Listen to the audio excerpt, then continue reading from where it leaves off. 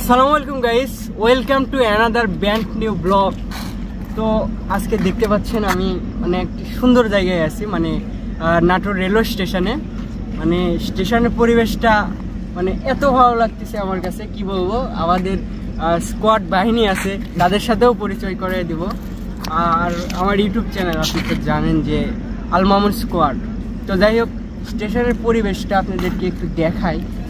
এদিকে এই যে মানে সবচাইতে সৌন্দর্য সেটা হচ্ছে এই যে লাইটগুলো বেস্ট আমার কাছে লাগছে। তো যাই হোক, সবার সাথে এখন একটু পরিচয় করে নিই, সবার অনুভূতি কেমন একটু অনুভূতি জানার চেষ্টা করি।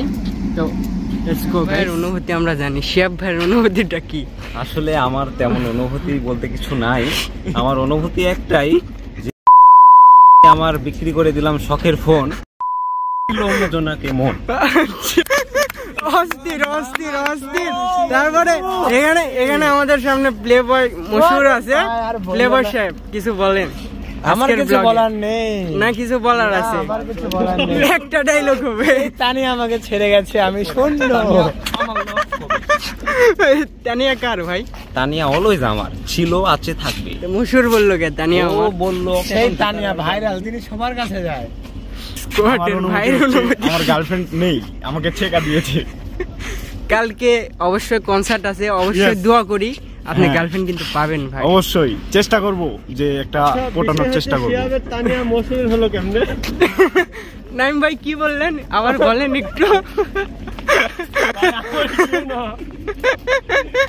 কষ্ট আছে। আচ্ছা, একটা রিলেশন ছিল 1.5 বছরের। আচ্ছা, কিন্তু সে আমাকে মন থেকে ভালোবাসেনি। তাহলে কালকে কনসার্টে তো ছবি পুরানো উচিত না? অবশ্যই তার ছবি এভাবে ব্যানারে লিখে যাব, লিখে দিয়ে এভাবে আগুন লাগাবো। আপনাদেরকে সুন্দর স্টেশনটা একটু ঘুরে ঘুরে দেখাই। এই যে দেখতে পাচ্ছেন স্টেশনে এত আলোকসজ্জা, আমরা মানে অন্ধ হয়ে যাচ্ছি আর কি আলোকসজ্জা দেখে। কথা কি সত্য? কথা কি সত্য? কথা সত্য, কথা সত্য। কালকে আমার ভাই একটা গার্লফ্রেন্ড পাবে, এটা আমি 100% কনফার্ম। চেষ্টা করব, যদি নসিবে থাকে তাহলে হবে, সমস্যা নাই। তারপরে আমার গার্লফ্রেন্ড হলো না জীবনে, আজীবন সিঙ্গেল পেয়ে গেলাম।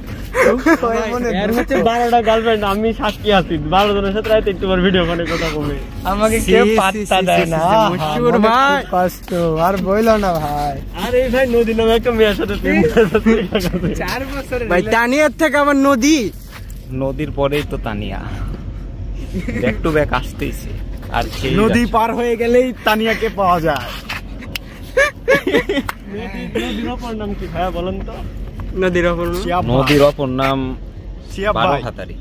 সিরিয়াসলি না, এটা হচ্ছে ভাইয়ের মনের কষ্ট। হ্যাঁ, কষ্ট, কারণ ও আমাকে মন থেকে ভালোবাসেনি, যার জন্য করলাম জরি। সে বললো চোখ লাস্টে।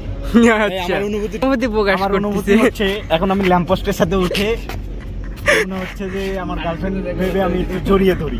আচ্ছা, শান্তি, গার্লফ্রেন্ডের ফিল নিচ্ছি। আপনার গার্লফ্রেন্ডের নাম কি ছিল? আমার গার্লফ্রেন্ডের নাম ছিল নাদিয়া ইসলাম নদী। তিনি আপনাকে ছেড়ে গেছেন কি জন্য? কেন ভাই? ছেড়ে গেছে আসলে ছিল প্লেগার, ঠিক আছে। আচ্ছা, আমি ছিলাম তার প্রতি আসক্ত।